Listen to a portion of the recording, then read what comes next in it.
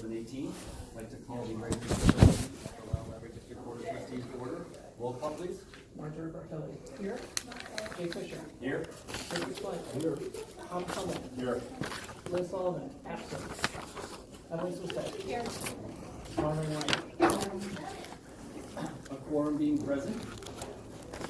I have some special presentations this evening, so I was wondering if we can make a motion to amend the agenda so that we can do those first. I make a motion to amend the agenda for the Friends of the Library and the Kiwanis Club of Kiwanis Club of Lisle presentation. Yes. There is a motion. Is there a second? Is there any discussion on the motion? All in favor say aye. Aye. Any opposed?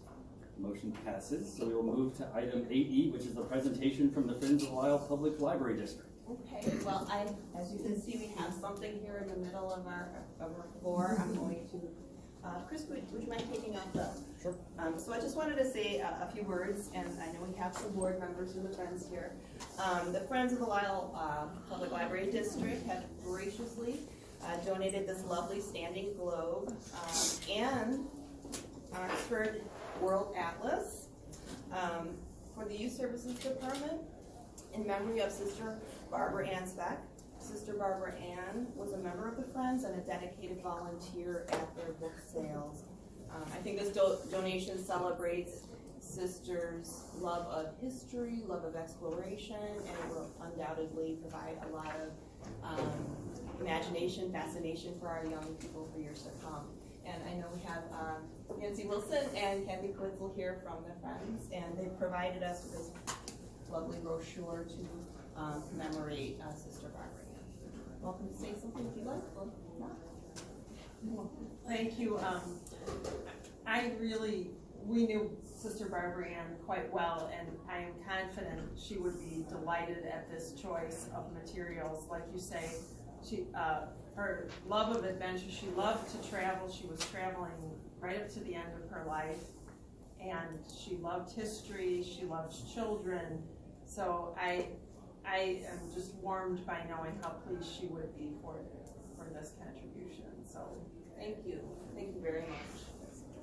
And we would like to take the opportunity, December 19th, we'll be here in the blink of an eye, and we hope that you will formulate some thoughts over the coming months of a goal that we might, of something you might like to have us be back here with next year, hopefully not as a memorial, but something that you would like and that we could have as a goal to work towards.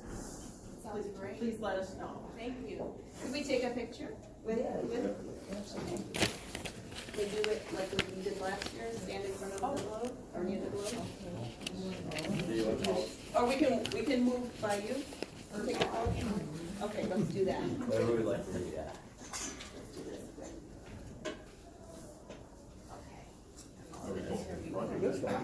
Can we? Oh, we want to. Okay, we can do that one. Well, we've got some options. If we have a lot of people, we might want to go behind the Here, you know tables there. Let's move a chair, and Nancy can sit, and Kathy can sit. Could you go in front? Yeah, if you guys go in front, that would be great. And the board just has in the back, Okay, and you guys in the front would be great. Yeah, why don't you sit right in front? We're figuring it out. I guess it needs to be disabled, huh? I don't know how wide. I can adjust. Yeah. Yeah. I'll let you guys know. There you go. Awesome. Yeah. Okay. Can you get us off? Blocking the camera. Check with the water. Yeah, that's great. Get light. Yeah, it's illuminated. Isn't that cool? All right. So I'm just gonna try a bunch of different ways to do this. I don't have to worry about film, so I can just keep clicking away. Awesome. Thank you guys. And then I'm gonna try a little bit. Sorry for the crouch. Alright. Awesome. And then I'm gonna try a few with flash just to be safe, so full warning. You got the whole group? Yes. Because I can always crop in, I can't crop out. Whiteboard. All right, and can I get a couple that are just kind of overly cheesy? I mean, like big smiles, just like a little bit. Yeah, exactly like that. Thanks. That's awesome. Thank you so much. Okay. We were smiling. Yeah. Right here. Gets you to Like smile. my regular Gets cheesiness. you to smile. Thank you very much. Thank the Friends for the donation. Yes, thank you. Okay. Oh, thank you. But wait, there's more. Item 8F is a presentation from the Kiwanis Club of Lisle. Okay. And we have this.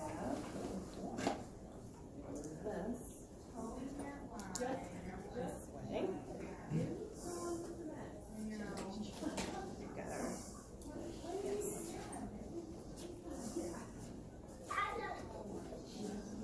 Yeah, there's. Great. We're into.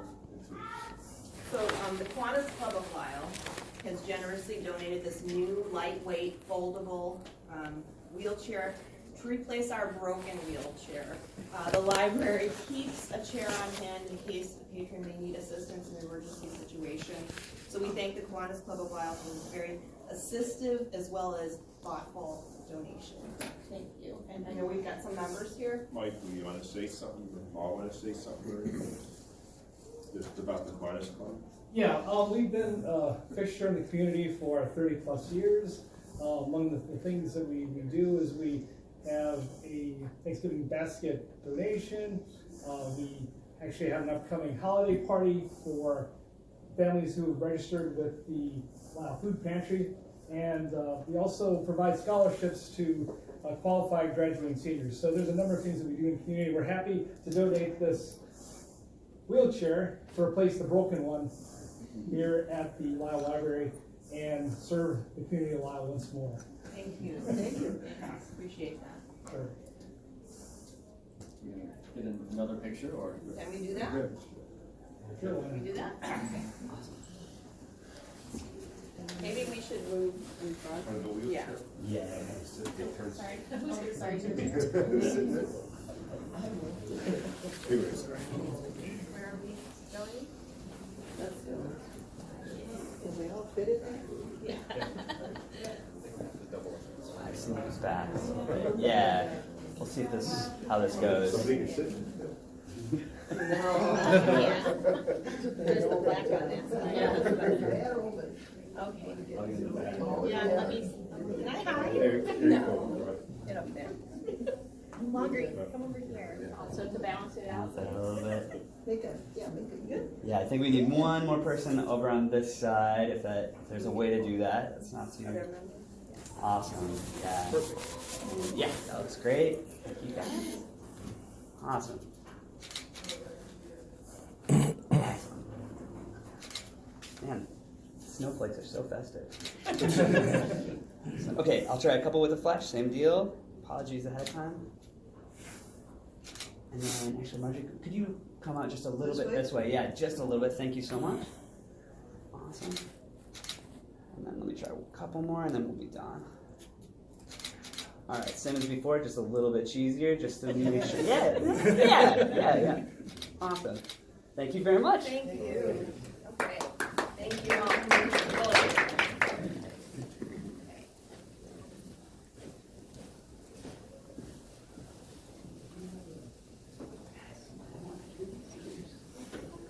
But if you come on, I'm going to do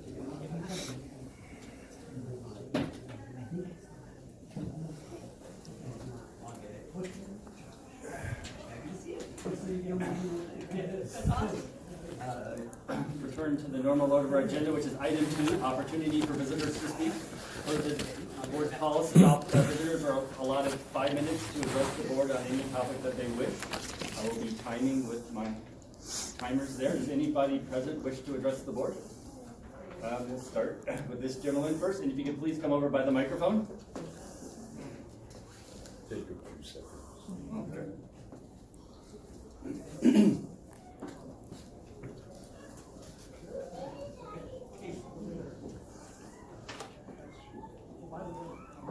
Good evening, my name is Dennis Finnegan. I live at 5158 Cypress Court in Lisle, here since '81, September, when we built our house.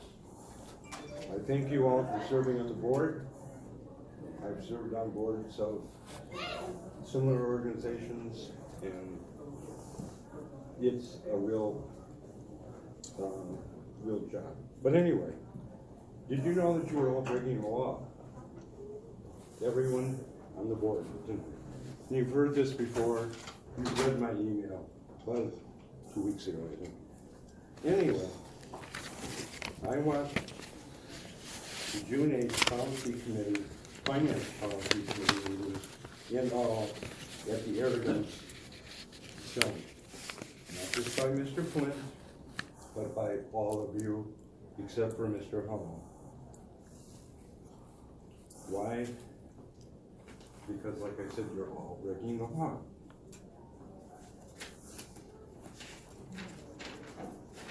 Specifically, this law, 75 ILCS 16/30-30, compensation of trustees. Section for library boards. The park board is terrible, by the way, all the compensations they get. Trustees shall serve without compensation, but shall be reimbursed from district funds for all their actual and necessary expenses incurred in the performance of their duties. I ask that you place the repeal of Article 13 of your bylaws on the agenda for next board meeting. Thank you. Ma'am, you wish to address the board?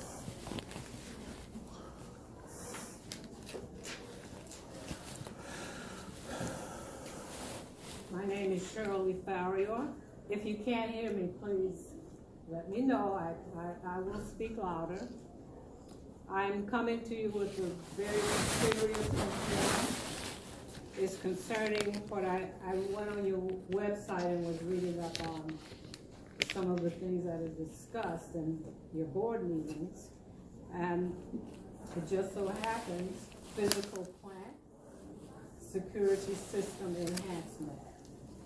On July 28th, I had a very serious problem in front of the library, the very front. I'm sure all of you know because I've written to all of you about it. That's not the problem, even though it is a major problem, as much as what I encountered after the incidents.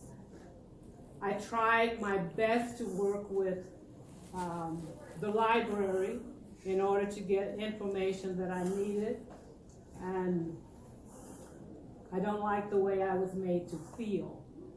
So I have worked with communities. I have close to a doctorate degree in education. I've run the gamut when it comes to working with people. So I knew what I needed.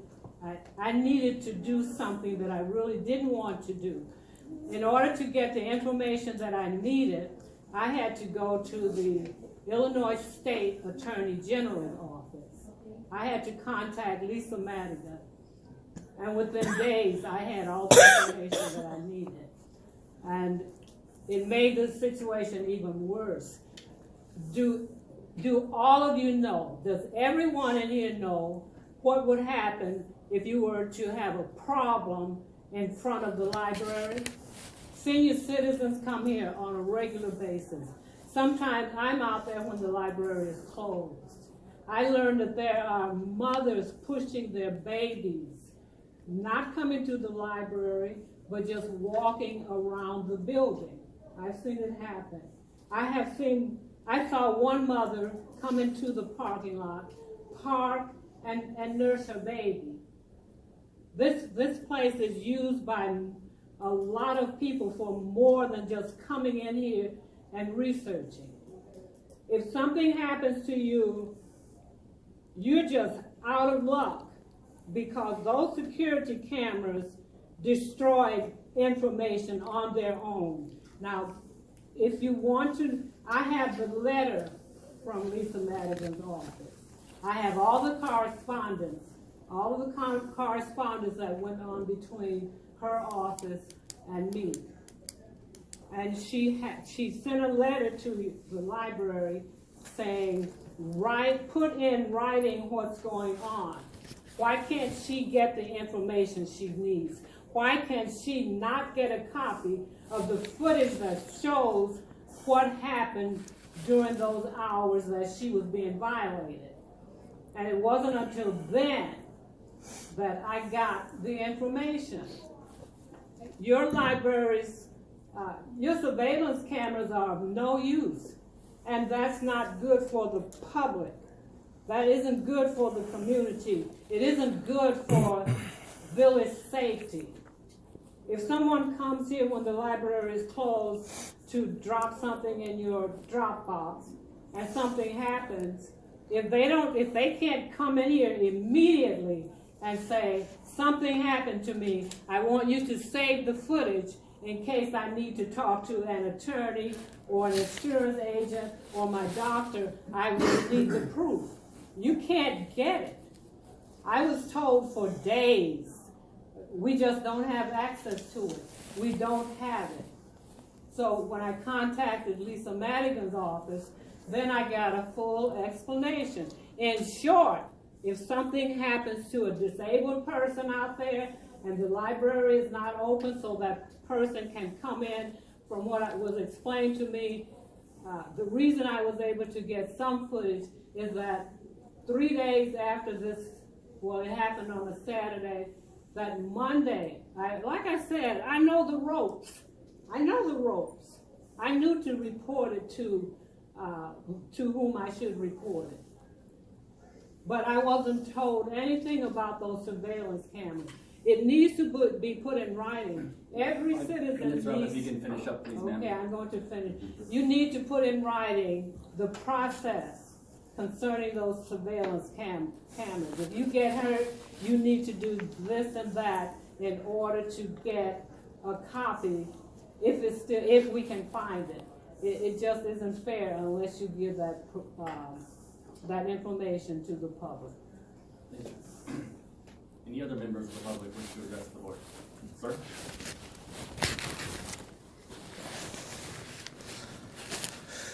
Hi, I'm John Kraft. If I'd known Mr. Finnegan was going to be here to talk, I could have went home several hours ago when I got done at the DuPage Election Commission.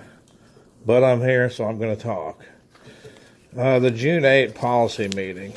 Trustee Flint, your comments at that meeting were offensive and disrespectful to the public, and taking your comments as a whole leaves the public to believe that you have no concern for anything, any person of the public, other than what you can garner free from the library district. I don't know what you're motivated by to obtain the illegal advantages of your position that, according to the library district, mandates that you work without compensation. When you're allowed to order library materials for personal use at a discount, the discounted price is compensation to you. When the library code says work without compensation, when you're allowed to keep books late without paying a late fee for personal use, that fee that you didn't have to pay is compensation. When the library code says you shall work without compensation. I don't know why you think you're above the general public. I don't know why you think that laws and rules don't apply to you. I don't know why you'd think that you don't have the same consequences as a person that votes you into office, which I hope they'll never do again, would have to pay for being late turning a book in. Article 13, I urge everybody to revoke Article 13 of your bylaws.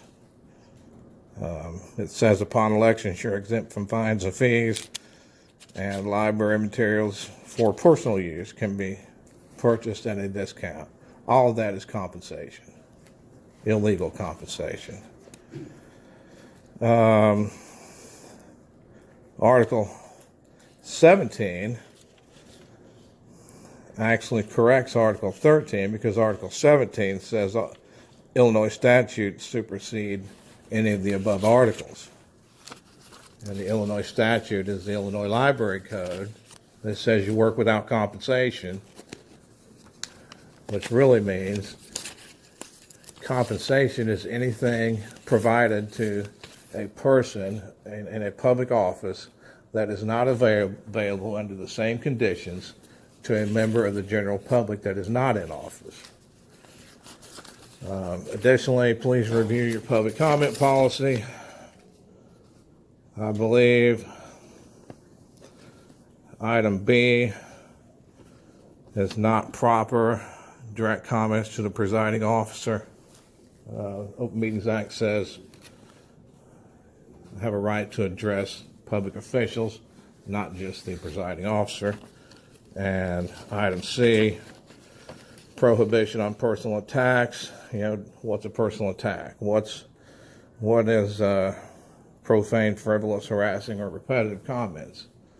Are those defined by any word you can't find in the library? Because I know there's lots of profane words in the library. Frivolous, harassing, repetitive. The First Amendment applies to all of it. Please redo your public comment policy and get rid of that Article 13. Thanks. Any other members of the public wish to address the board? Sir? President Fisher, thank you for the opportunity to address the board this evening. An exchange between two of your fellow trustees at the last board meeting really piqued my interest, and thought I'd share my perspective on it with you and with the board. Trustee Flint, as part of his comments regarding the new levy, noted that the current budget and levy were the product of actions set in motion 2 years ago by the previous board, and its direction to the then new library director to take a different approach to levying and budgeting, specifically to quote, trim a little, while still protecting the library's core services. The response from Trustee Hummel was fairly blunt.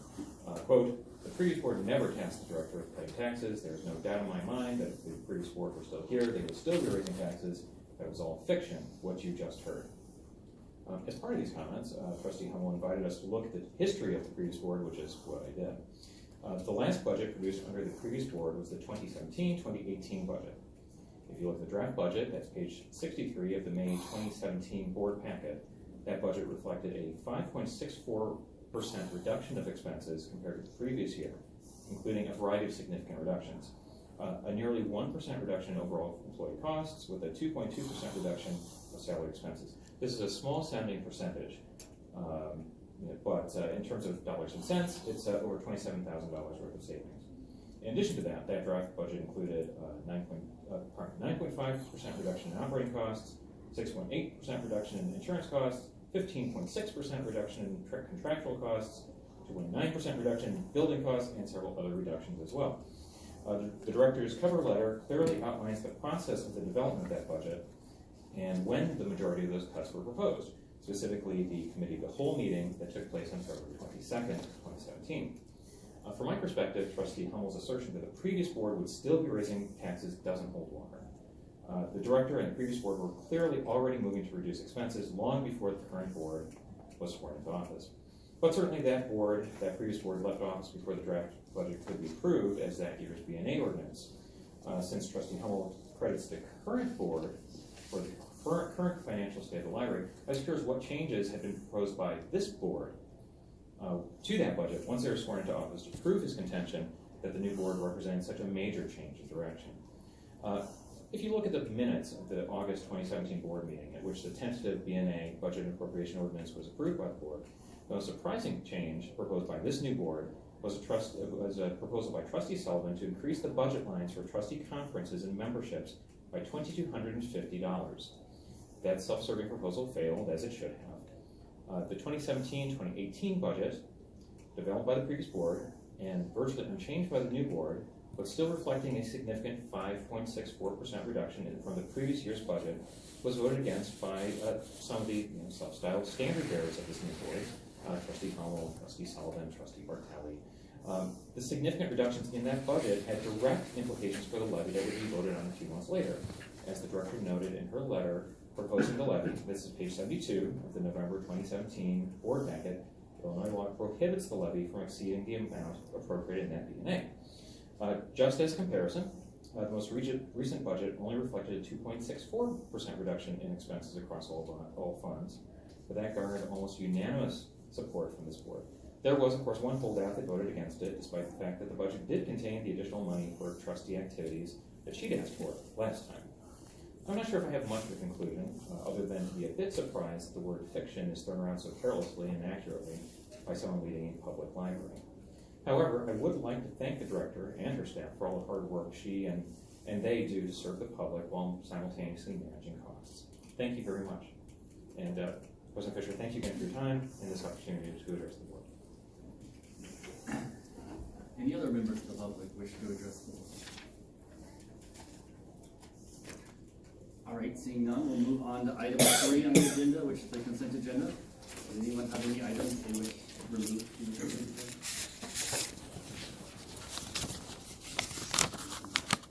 I make a motion to approve the consent agenda. There was a motion. Is there a second? There is a motion and a second to approve the consent agenda. Seeing none, roll call please. Melissa Woods. Aye. Valerie White. Margaret Bartelli. Richard Flynn. Thomas Hummel. Aye.